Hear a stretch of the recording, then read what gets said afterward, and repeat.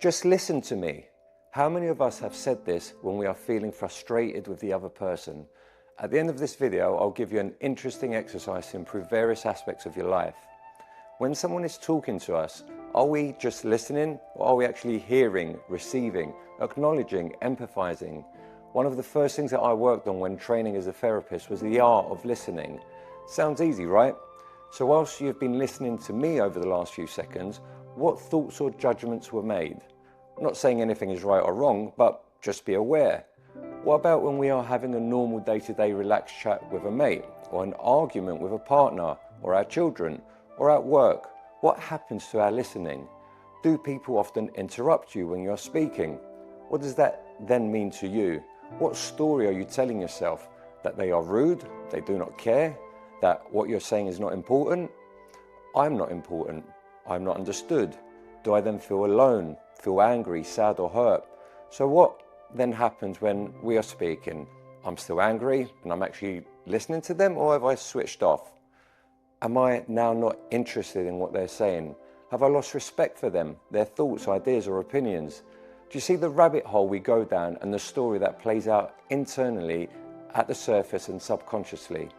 We may then get angry or even rage depending on what the conversation was about, or the person we are speaking with, and we regress when we're behaving from a childlike state. And we could even draw the person into that childlike state too, and before you know it, all hell has broken loose and there is a big conversation to be had around effective listening.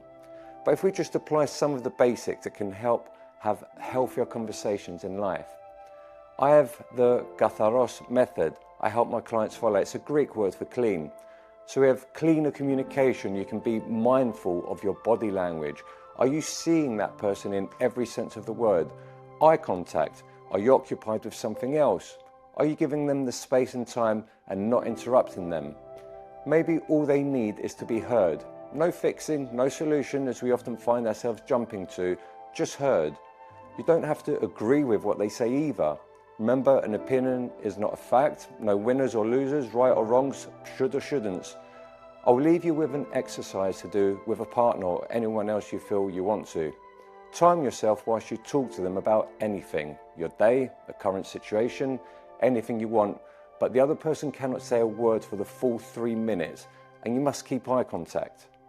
Even if you run out of things to say, sit in silence for a bit, and something may come up, and you can continue.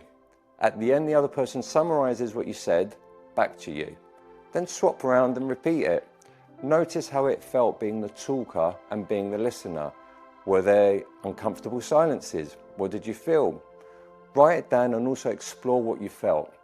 What did it feel like just talking with no interruptions? What was it like not being able to say anything for 3 minutes? What was going on for you? And did you find that difficult, and what was difficult for you? This exercise brings so much interesting awareness and discovery. If you get into a habit doing this exercise, you may notice some real changes in your relationships with your partner, family, friends, and yourself. This is just one small exercise. On the Grace programs, we expand on this into the language we use when communicating, and especially if we are stressed, angry, or there is conflict. There is a process and technique for these situations that is effective and healthier. This is Andreas Patikis, your fellow traveller on life's journey, signing out.